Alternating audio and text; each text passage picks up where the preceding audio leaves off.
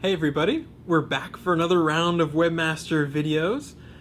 The very first question, the most popular one with 86 votes, comes from Ivan in Canada, who asks, Google has expressed in the past that frequently updated pages get a boost in rankings, QDF, that seems to favor blogs and news sites over company sites, which have less reason to be updated often.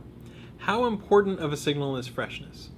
So there's a little bit of an interesting twist in this question where it's not just the case that just because something is frequently updated in terms of the pages on your blog or on your site, that you automatically sort of should be ranking higher. So I wouldn't have that interpretation of freshness.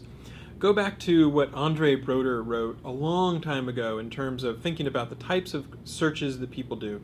He wrote that searches could be navigational, they could be informational, or they could be transactional. And that expresses a lot of what people are looking for. Navigational, they might search for HP or IBM, they're looking for the home page. Informational, they're looking for how to actually do something, whether it's diagnosing their toilet or setting their default printer in Firefox, whatever. Transactional, they might be shopping, they might be looking for products.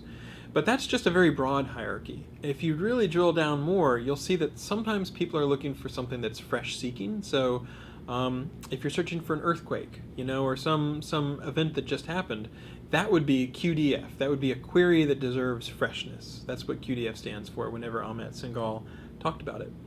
But not every query deserves freshness. So if it's a navigational thing, if it's evergreen content, sometimes people are looking for long-form content or doing more research, then freshness wouldn't be counting as that much. So we have over 200 signals that we use.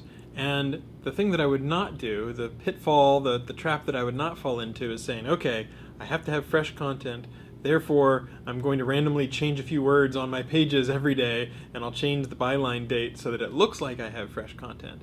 That's not the sort of thing that's more likely to actually lead to higher rankings. And if you're not in an area about news, if you're not in a sort of niche or topic area that really deserves a lot of fresh stuff, then that's probably not something you need to worry about at all. It might be better to, like in SEO, it's not like there will always be some SEO events, but there's some content that's evergreen, that lasts and stands the test of time, and it might be better to work on those sort of articles than just trying to jump onto whatever's on the top of TechMeme or whatever the story du jour is. So that's a little bit of a way to think about it. I wouldn't spend so much time thinking about freshness just because it's one of the over 200 signals that you sort of miss out on all the other signals. Now, if you're in a hot breaking, area where you're competing with Engadget, The Verge, if you write about video games, there's a lot of like topical breaking news, then it is good to try to be fresh and make sure that you have, content that's especially relevant. But it's not the sort of thing where you need to worry about, okay, making sure that you're rewriting your pages or changing words on your page just so you look fresh. So Google is relatively good about trying to suss out when it's more helpful to be fresh and when it's just, the sort of regular search where the web pages that were good yesterday were also good today. Hope that helps.